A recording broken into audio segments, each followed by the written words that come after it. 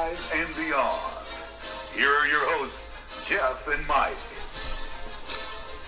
Hey everybody, welcome to another episode of Buckeyes and Beyond on March 8th, Sunday night, right after the Buckeyes lose to Michigan State 80-69, where it was senior day and Breslin Center was going crazy. And yeah, it was going to be hard to really win that game, man. It was a tough place to try and win, especially on senior day like that. So yeah, it was going to be hell or high water if the Spartans let Cassius Winston score 27 in a loss. He was on fire. There's no way that was going to happen. They had a lot of guys just playing with some serious effort and out hustling Ohio State. Yeah, they had guys. So they were out hustled and outworked pretty much for most of the game. Ohio State had some. They had a couple runs where they played tough, but for the most part they just got outworked. At halftime they weren't out of it. It was a 6-point game. Yeah, it was a 6-point game. Then they came out in the second half, and I think they were even tied at 44 and then tied at 48. And then at some point, Winston said, "Enough is enough, and I'm going to take over the second half." So. Yeah, let's see. In the second half, we think when it's starting to start to pull away. Yeah, it was about 40. 13 minutes left, I guess. Okay, yeah. It was still a 3-point game, and then they went on I think it was like a 7-0 run, and then Buckeyes hit a bucket, and then it was another little run there. Yeah, they skidded into a 10-point lead with 6.5 left. Yeah, so, at that point, I knew that it was done at that point. Yeah. So we didn't. It seemed like we got average games out of most everybody, at least average of late. CJ had 14, Luther Muhammad had 10, Dwayne Washington, even though he started slow, he ended up with 16. Nobody shot abysmally except for Caleb Wesson. Yeah. He was 1 of 8 points and 6 rebounds for the day. It was just kind of like, come on, man, we need a big game. Yeah, he was soft. He was passive. He was his typical road self. He didn't play with any energy. He was getting outworked for boards by guards. I mean, it was sad. He didn't go up strong. He didn't try to finish strong. It was just, it was so frustrating, man. Yeah. He's more often than not, he doesn't show up on the road. He has before. He's hit. I think he scored like 23 at Michigan. But there's a lot of times you go down the schedule, it's like 11 points, 6 rebounds, or maybe he'll get a double-double, but barely 10 and 10 or something like that. But still, he's capable of so much more. This game was even worse than that, though, too.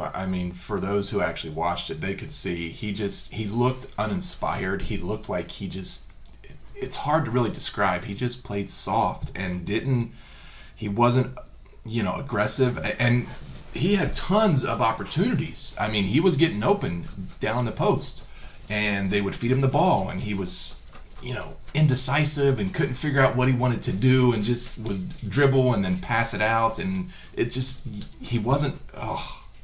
It was so frustrating. Yeah, nobody really caught fire from 3. No, it was not a good day for the 3-point shot. Yeah, it wasn't terrible. They didn't overly shoot it. They were 5 of 16. They could have one of those games where they just live and die by it. At least they tried to take shots that they thought they had. 5 of 16, 31%. You could have way worse. We've seen way worse from them earlier in the season when they wanted to just live out there. Yeah, they shot more of them in the first half than they did in the second. Washington shot a couple.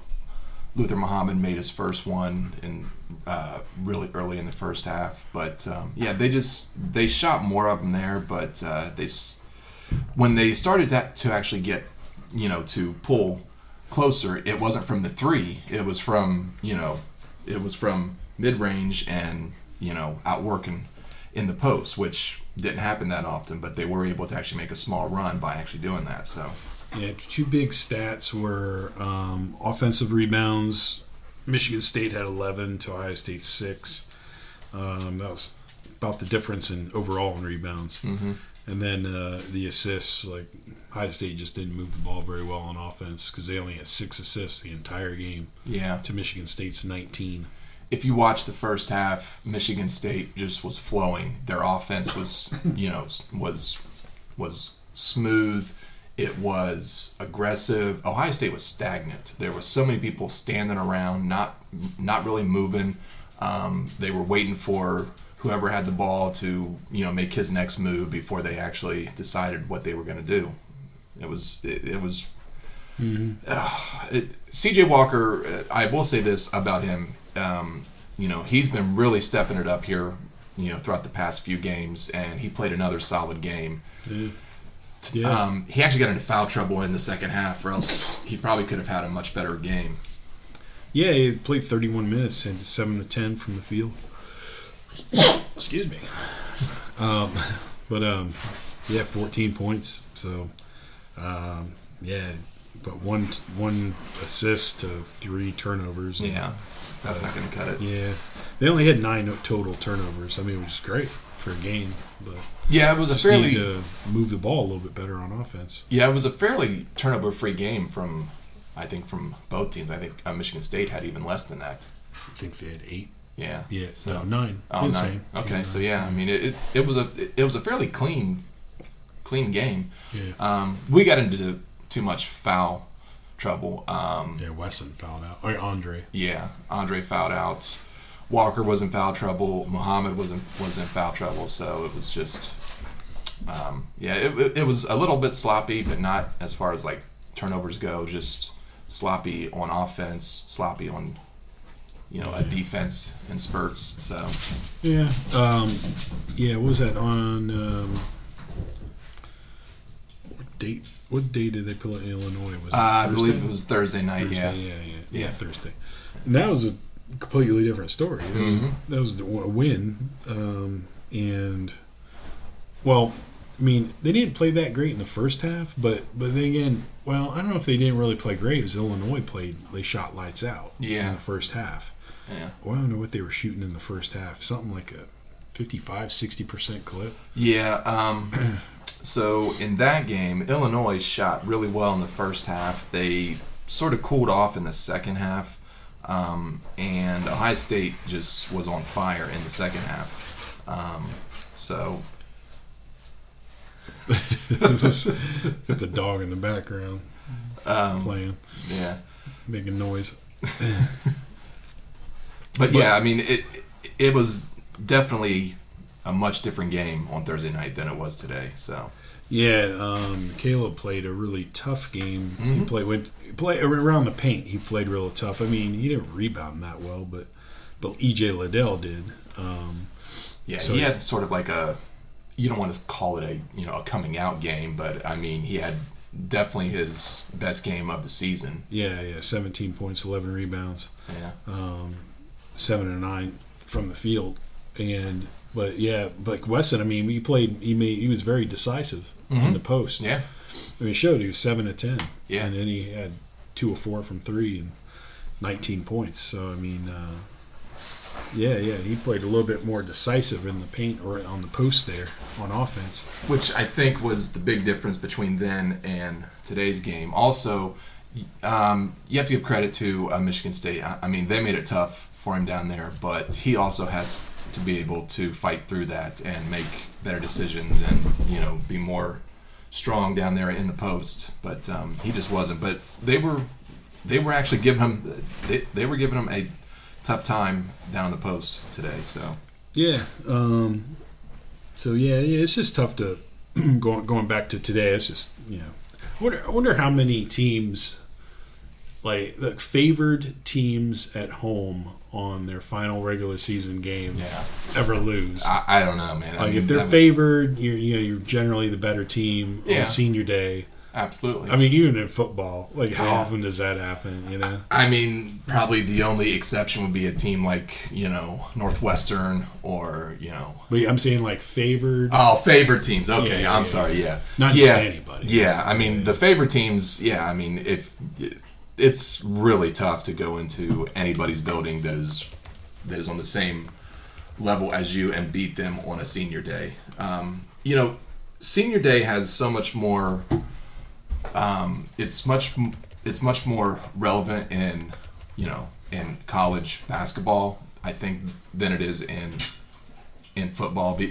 Because they're such a smaller class and it's very few, so it's like 3 guys as opposed to how many they have in football, which is at least 10 plus.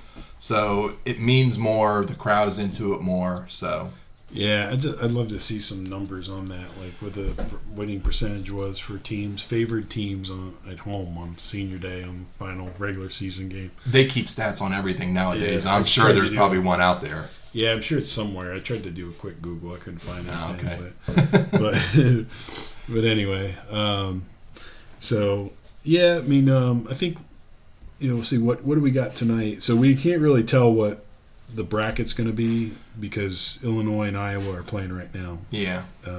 Still in the first half. Iowa up by 2. 6 minutes left, 33-31. But yeah, I don't know. What do they? Let's see. I mean, we have any updates on? Well, I guess we can't. Let's see. Utah State won the Mountain West. Yeah, there was a couple games today where we had some teams clinch. Because they upset San Diego State. Yeah, they upset San Diego State. Liberty punched their ticket today. What game did I watch before the Buckeyes? There was a championship game on right before the Buckeyes. Is that the Houston-Memphis? No, that was on before. So the game that I watched was Valpo and Bradley. Oh, okay. Bradley punched theirs, so they beat. Yeah, handily. Yeah, they beat them pretty well. Yeah.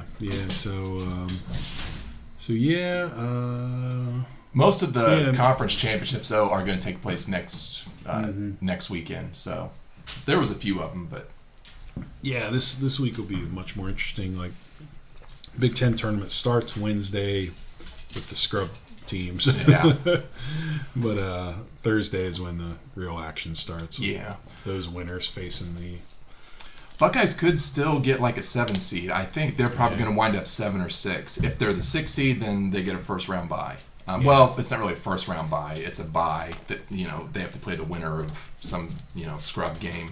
If they're the 7 seed, then they have a game against the 10 seed. So it's like, but yeah, if only they could have just beat Minnesota at home.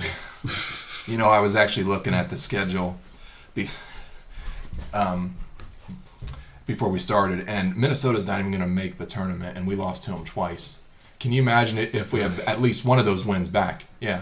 I mean, that's so upsetting. We lost to them twice. Yeah, they lost to Wisconsin twice. It would have been nice to get them at home. Get one of those at home.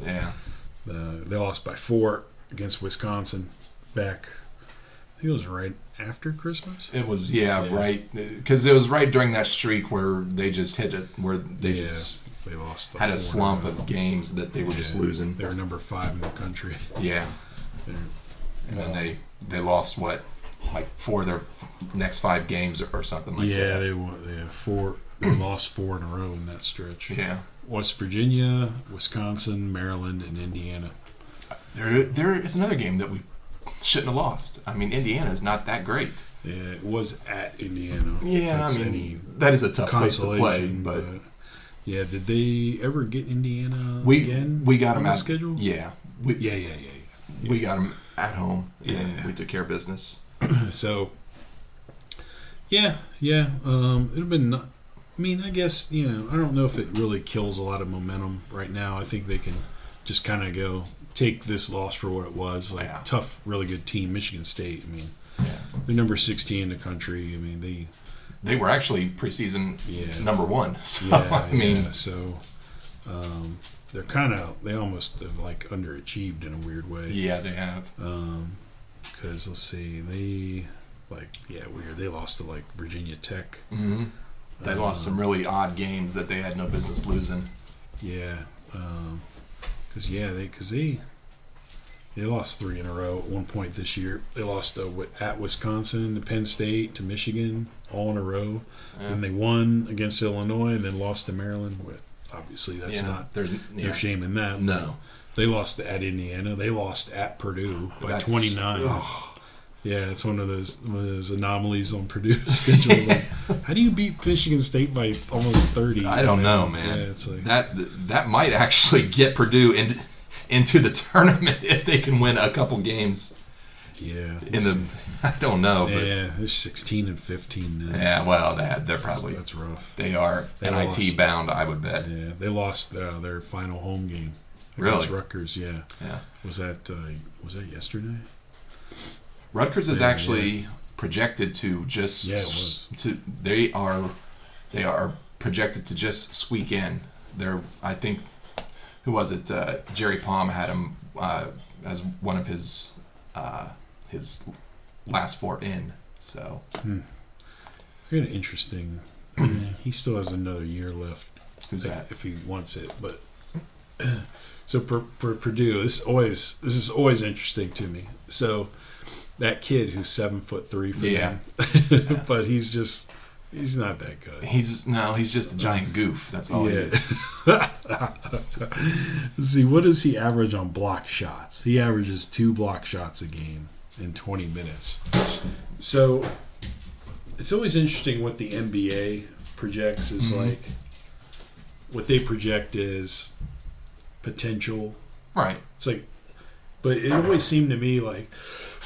Excuse me. That it always seemed to me like they'll take anybody with the 7-footer. Yeah, it's almost like if you're 7 foot plus, they'll take you. Like, I mean, that's like you get evident, in. You have a contract. Well, I mean, I think one of the best examples of that is Boban Marjanovic, who played for the Spurs for a little while. Oh yeah. And then he got a big deal from the Pistons, and it's like he's not even that great. I mean, I've been a Spurs fan forever, and he's not that great of a player to be getting a big deal from the Pistons, but he got one. So yeah, I remember. This is going back a ways, but this was more. I mean, they're not as much into the big man as they once were. No, but still, they. A rim protector is a rim protector. Yeah. They kind of like that a little bit more. They still like it. Yeah. But I remember a guy. Remember Jim McIlvaine? Oh yeah, I remember Jim McIlvaine. Yeah. Yeah, Jim McIlvaine. He got a contract. Let's see, what was that? Let me see if I can find that.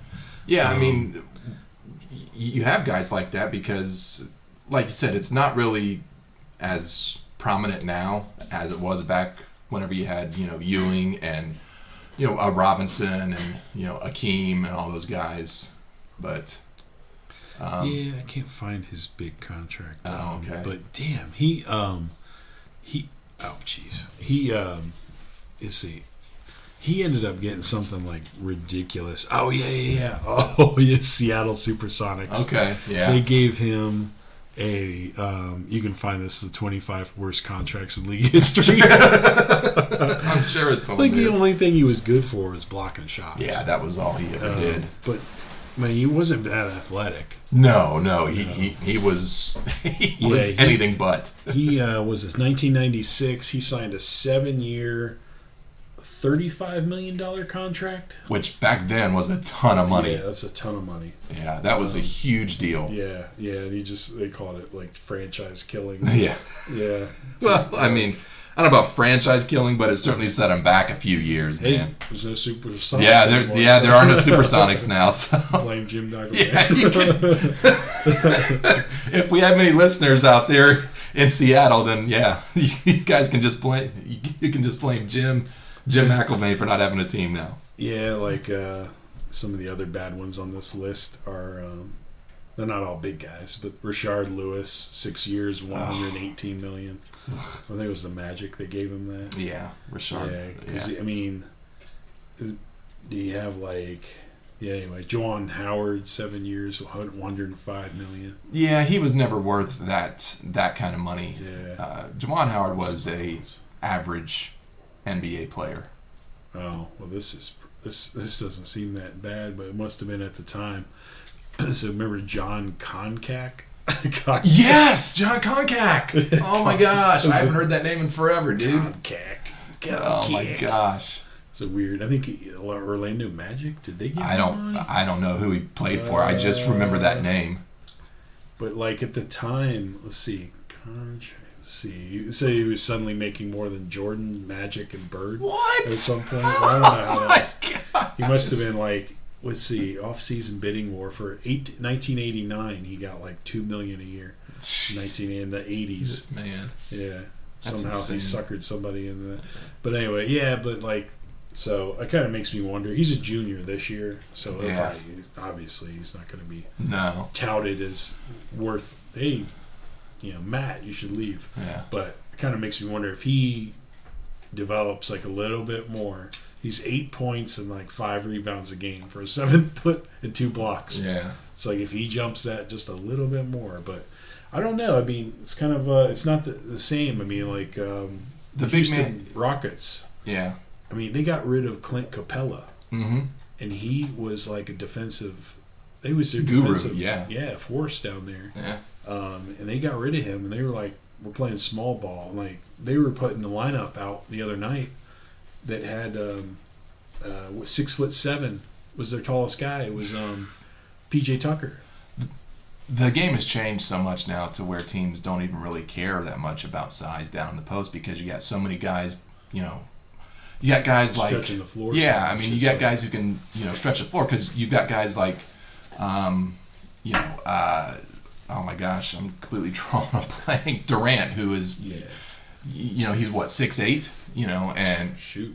yeah, He's almost 7 foot. yeah, I mean, and he hardly ever plays down the post. I mean, he's just a pure shooter. So I mean, the game has changed so much. I miss the days of the really dominant big man. Yeah. Because that was sort of the era that we actually grew up in. Yeah.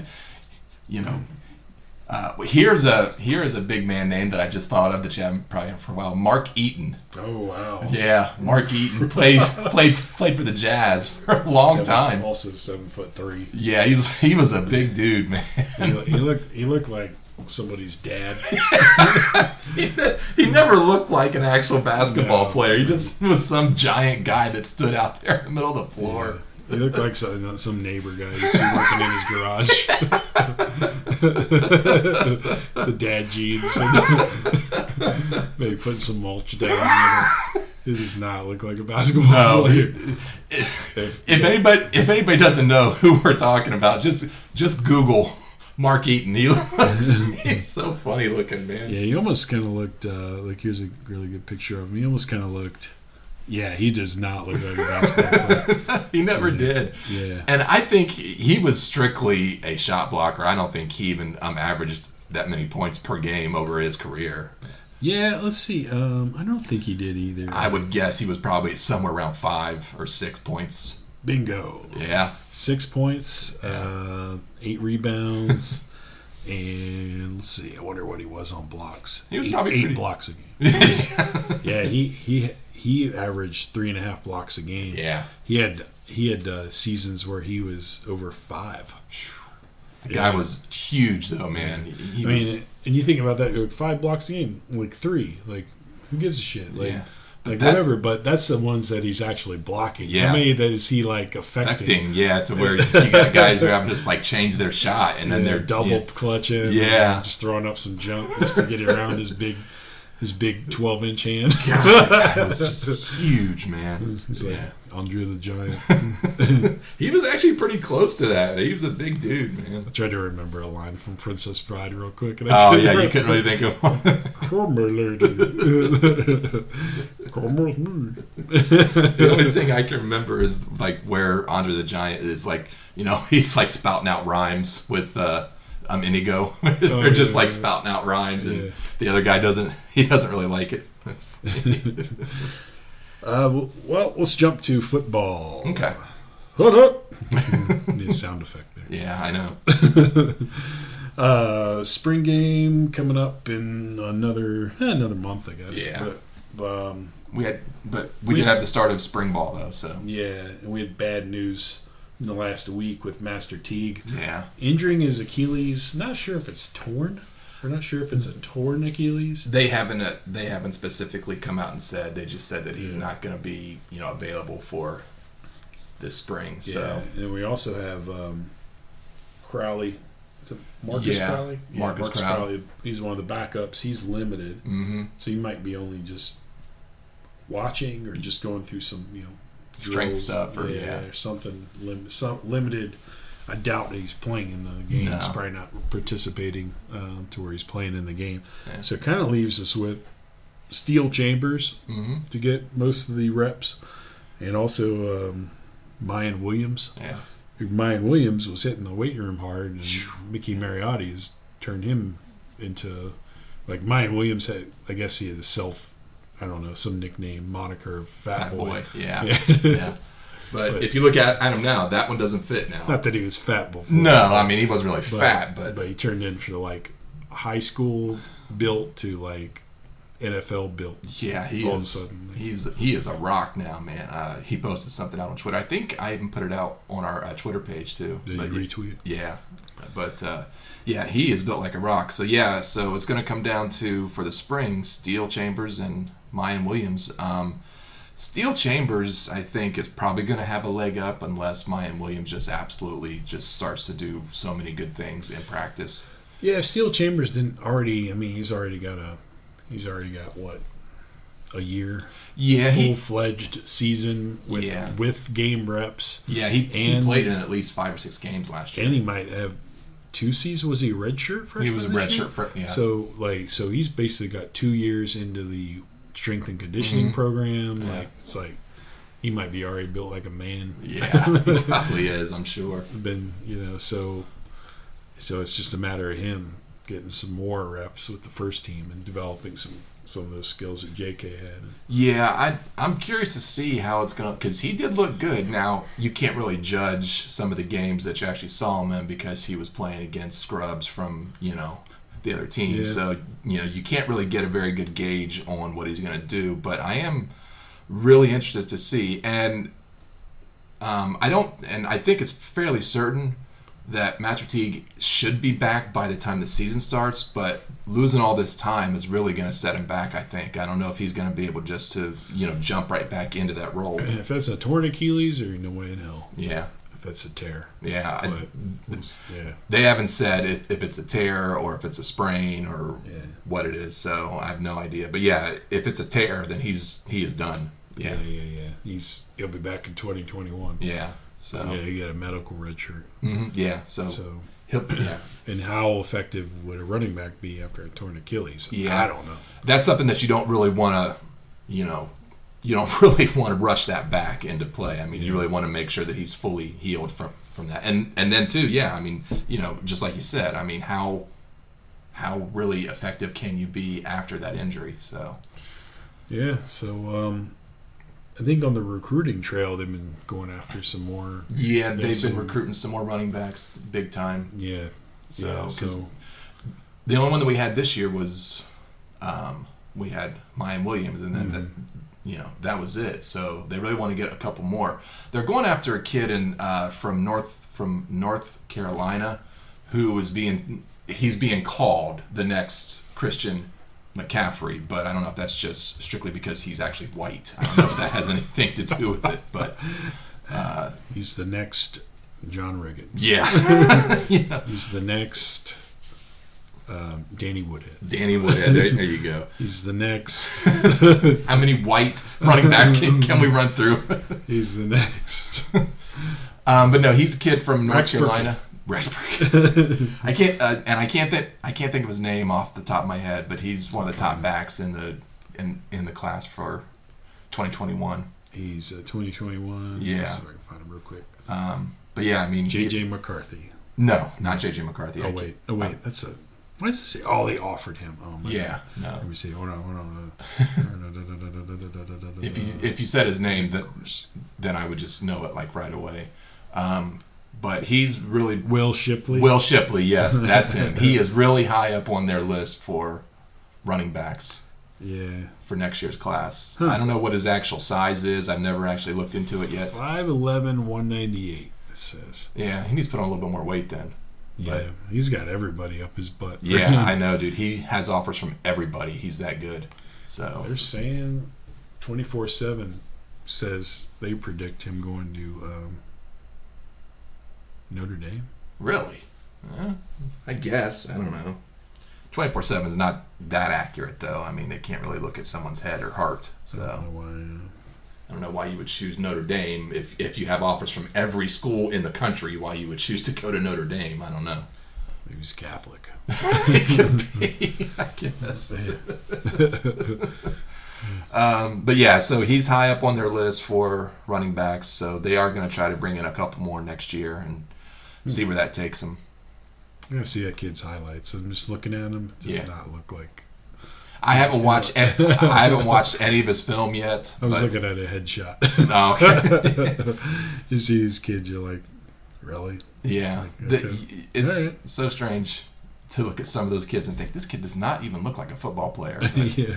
You know, Looks like he's baseball or lacrosse. yeah. Well, I'm sure he probably plays both. He probably does. He's actually supposed to be a really good athlete, Huh. but What did they say? All-purpose back. Yeah, So he's an they all-purpose go back. APB. Yeah. Just say running back. yeah, he's a running back. He just does everything. But I think that's why they're actually comparing him to Christian McCaffrey, because he does everything back there. I mean, he actually runs the ball. He plays in the slots. He actually catches the ball from the backfield. So There's another kid, another 5'11", just under 200 out of Virginia, Trevion Henderson. yeah, I know the name. Yeah, so he's actually rated slightly higher than him, Oh, maybe. okay. Like, maybe just when they're scoring, by their scores. It's by a smidge, Yeah. but for whatever reason. But and there's another guy, let's see, another warm, Donovan Edwards out of West Bloomfield, Michigan. That was a kid, I think he was supposed to visit this week. He was, yeah. Donovan Edwards. Yeah. So, no, the same size. Same size kid. Well, I mean, those guys who are just under, who are just under 200 pounds, once they really get them here on campus and they get into the strength program, they're probably going to put on at least 10 to 12 pounds of, so Yeah. you don't really worry that much about them being that size. Yeah, let's see. There's a kid out of Roger Bacon High School in Cincinnati. That's a cool name for a high school. Roger Bacon. Corey Kiner. Yeah. He's got okay. He's got some interest in Ohio State. Mm-hmm. He's like 10th in the country at running back. Yeah. So You he's have a to little figure- bigger. out of those four guys, if the Buckeyes could just get one of those, then I think they would be in a pretty good spot. So Yeah, he's being recruited by Ohio State, Notre Dame, Michigan, Cincinnati, Louisville. yeah, And out of all those schools, I don't know why you would go anywhere else. So yeah. Lavacia Carroll out of IMG in Florida. that's a big old He's program. there. He's seventh at running back for 2021. Cody Brown. But Evan Pryor, Lavacia Carroll, Corey Kiner, those guys all have warm interest. Yeah. So they're like a little bit more interested in Ohio State.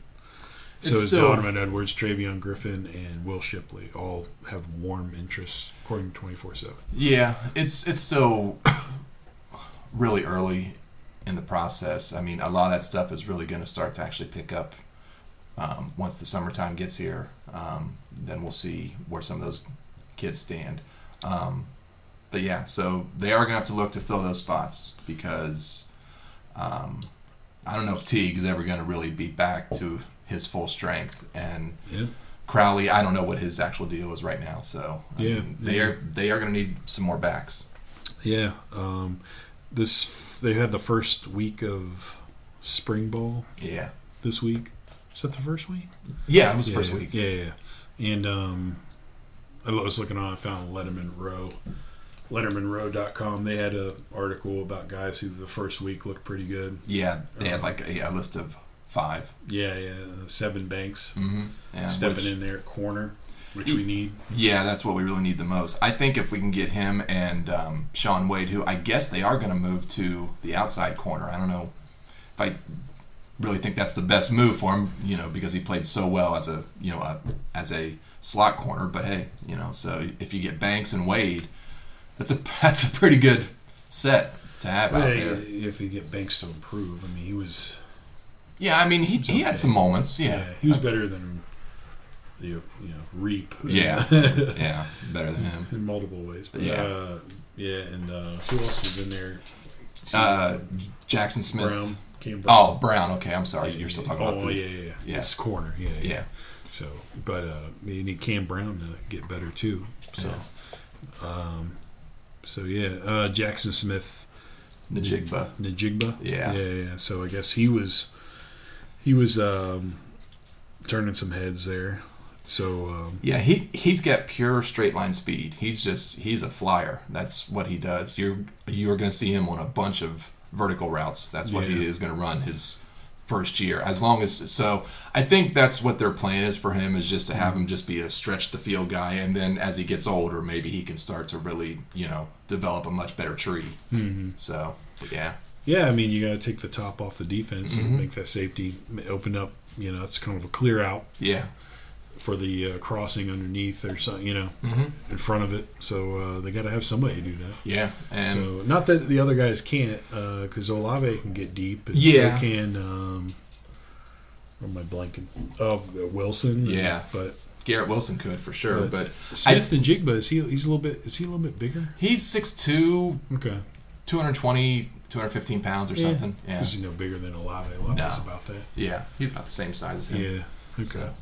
So let's see, who else was on there? Let's see, Harry Miller. Yeah. Because we all kind of think he's going to probably take a starting spot somewhere. Yeah, he's probably going to be, I would guess, probably left guard, because Josh Myers is still at center. And then once Josh Myers graduates, I would imagine Harry Miller, who was actually a center in high school, is probably going to move over to that center spot. Mm-hmm. Very similar to the way we did it with Elfline and Price. Yeah, with Price and Elfline. They started out at guards and then they moved over to center. So yeah, Marcus Hooker at safety. Is he?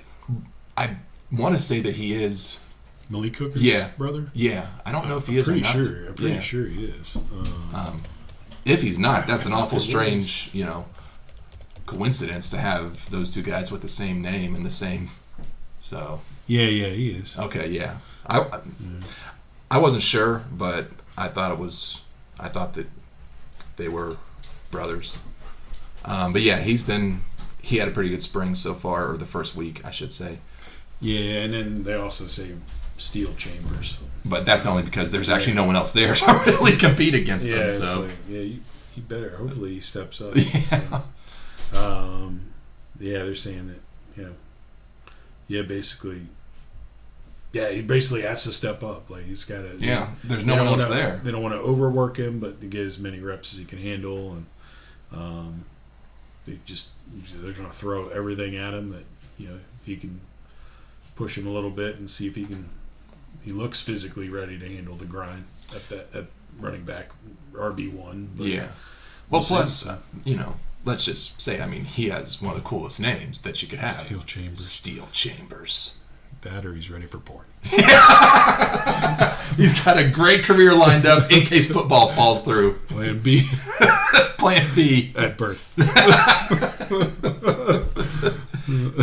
Did you ever play the game whenever you were a kid where you took your middle name and the street that you grew up on and you put them together and that was your actual porn name?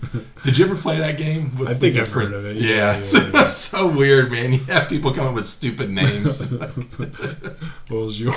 Mine was Daniel West Mills. That's not bad. Yeah, that's actually not a bad name. Mine was Robert Chanwick. Chanwick, yeah. It almost sounds more like some actor from the 40s. Yeah. Robert Chanwick. Yeah. Robert Chanwick. The days of our lives. But yeah, so Steel Chambers, very cool name, and hopefully he is going to take that and just run with the ball, and I don't know what else they're going to do though. I mean, Crowley, I assume, is going to be okay, but they're going to be really limited in case God forbid that something happened to Steel Chambers. You know what we forgot to do? What's and that? We can just go through it because it's kind of like is the schedule from 2019. Oh yeah, I know. That whole thing we wanted to do with the we series. actually stopped doing that. We kind of were like, it got boring because because we were actually going through games that just didn't have any real significance or anything. They just they're just like, well, that was okay. Because I think we were supposed to go to the Miami game next, and that game was such a joke that we didn't even really talk about it. Then the next week we were supposed to talk Nebraska. About and that game was pretty much a joke too. So do you want to just go to Michigan State? Yeah, sure. Because that one was a little bit more. Yeah. Well. Yeah. I mean, it was more competitive. It was a lot closer than what the score showed. I think. Yeah. So. Yeah, like the first quarter, you're like, oh, this might be a ball game because it was only 3-0. Yeah. After the first quarter. Yeah, and if I remember right, that game was really frustrating too because we had two or three takeaways in the first half, and we came up with only 3 points from those. So I mean, that was a little bit frustrating. Yeah. Because they had 2 fumbles and a pick. Yeah. And we only got 3 points out of that. Mm-hmm. So. Yeah, but by the end of the game, Ohio State outgained them, almost doubled them in yards because of the rushing. J.K. went off for 172. Yeah, he had one really long run for a touchdown. I think it was like 60 yards or something. Yeah, 67-yard touchdown. Yeah. Master Teague had 90 yards. Yeah. Justin Fields has 61 yards on 11 carries. They also had a play in that game that I had never seen, that I had never seen them run before, which is actually was a really neat play, and they haven't ran it since. It was essentially, if I remember right, it was a RPO. Fields kept it and rolled like he was going to run, and the corner bit, and Benjamin just took off down the field, and he stopped and he just threw it down the field because Benjamin's guy bit on it. So that was a really neat play that they had never ran before, and I haven't seen him run it since. So if I can find that real quick. Yeah, it should be in the package of the highlights. Yeah, I bet you this is it here. I'm assuming. Yeah, but that was also the first game that Fields threw his pick. Yeah. Okay, yeah. Did you see it? Yeah, it was a RPO, and he actually kept it, and then he just rolled out, and then that. So, but it was a fun game. The corner came up, just totally left Benjamin Victor. Yeah, and he just chucked it downfield to him. You wonder why you didn't see more of that. That's what I'm saying. Yeah, I mean, I don't know why they didn't run more of that, because you would think that that's going to happen a lot. Mm-hmm. Where that corner is just going to bite each time. Yeah, I bet they'll try to factor some of that in game planning. Mm-hmm. In the off season. I would think so, because that works so well. Just that one play. Yeah, Fields is a little smarter. Mm-hmm. Getting the full season under his belt. He's a little bit more wise, yeah. He's probably asking himself, can we try to... Can we do that again, Coach? Because that one worked really well. Yeah, so that one was... I already closed the tab on it. Yeah, that was a long touchdown pass. I don't remember how many yards it was, but... 60. Okay, that was a 60-yarder touchdown.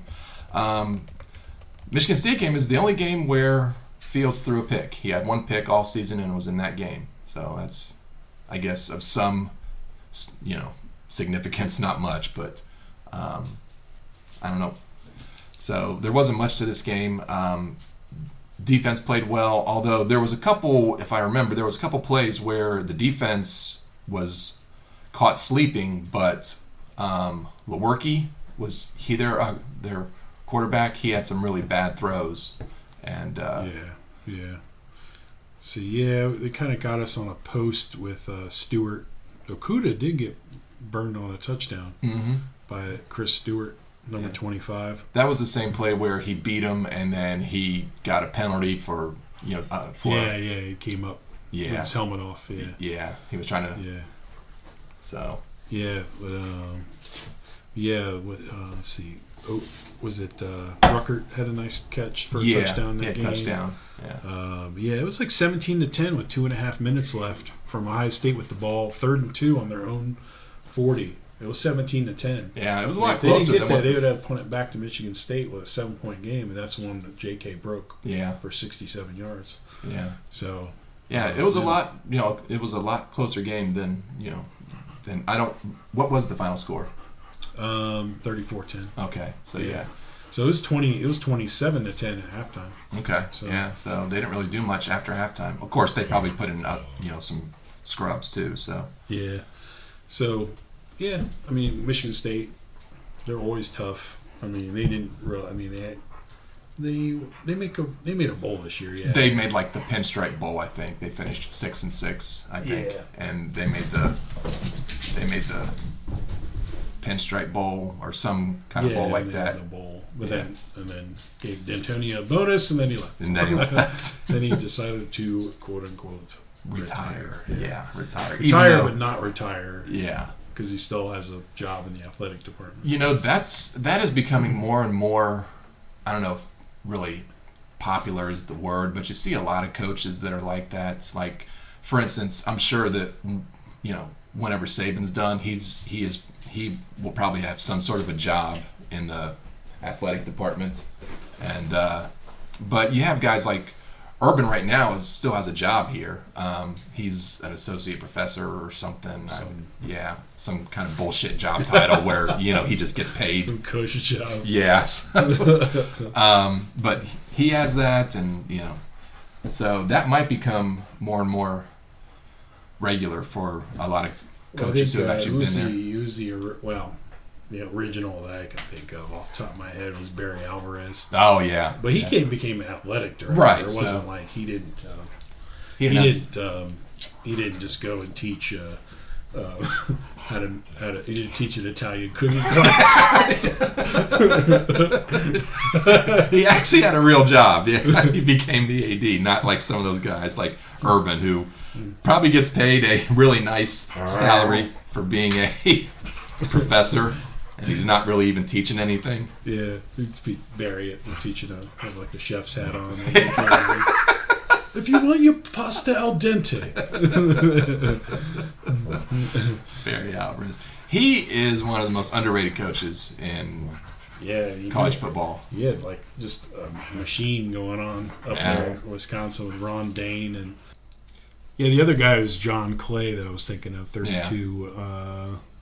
Who was also a big back, but they've had tons of guys. Melvin Gordon, Monty Ball. Yeah. I mean, they're just a running back factory. Yeah. It's just one guy after the other. Yeah. They actually, I would be curious to see what the actual stats are as far as they probably produce the most running backs and offensive linemen, I would bet, from most schools. I mean, I don't know what the actual stats are of that, but when you think of all of the big like in the last since like 90. Yeah. Like the last 30 years. Yeah. I mean, they just have put all kinds of those guys in the NFL. It'd be interesting to that'd be a neat look to see what it is. But yeah. We can jot that down for next week. Yeah, there you go. Yeah, who's produced the most linemen, running backs, quarterbacks? Quarterbacks are always a spread. Yeah, that's one school that you're going to find that has the most because they're so spread out. But like interior linemen. Yeah. I mean, just off the top of my head, you can think about, Zeitler, Joe Thomas, just those two off the top of my head. So Balaga. Yeah. So, I mean, there's just, and I'm sure probably there's one. Going. Yeah, you could probably keep going as often as you wanted to. So it seems like for every starting lineup, like of linemen, it's like 3 of the guys go to the NFL. Yeah. Easy, guaranteed. Yeah, and they have another good one this year. Their center is going to be, Biotic. Yeah. He's in the draft. Yeah. So, all right. Well, that does it for now. So, it was a shorter show this week, but there's just not that much to really talk about. So yeah, we weren't going to bore you with a new coronavirus. No. And then. Oh my gosh! Wow. Just gotta leave it in. Yeah, that's fine. Dog is going nuts. So. Wow, yeah, he really is going nuts. All right. So that does it. So Remember to wash your hands. Yeah. Wash your hands. Cover your mouth with Warm water. What did you do? You're going to break your pelvis running around the house. Get out of here. Cover your mouth whenever you cough, and make sure you tell other people to cover their mouth when they cough. This is a little scary, dude. Your dog's dog's having a fit. Dog's doing the dog thing where it's all excited and doing laps. So, all right. On that note, so wash your hands. 20 seconds. Sing the happy birthday song. That's what they say. Yeah, that's 20 seconds. And follow us on Twitter. So, the virus is not in the water supply yet. No, it's not. Soon the media will say that the virus will get in the power lines. Yeah, it's going to be and everywhere. The cell towers. Unavoidable. It's going to go. So, all right, guys. All right. Well, follow us at Beyond Buckeyes, and make sure you tell your friends if they need something to listen to in the car instead of commercials on terrestrial radio. Yeah. On FM radio. We'll entertain them with some Buckeye stuff. So. Yep. Easy listen. All right, guys. Thanks. See ya.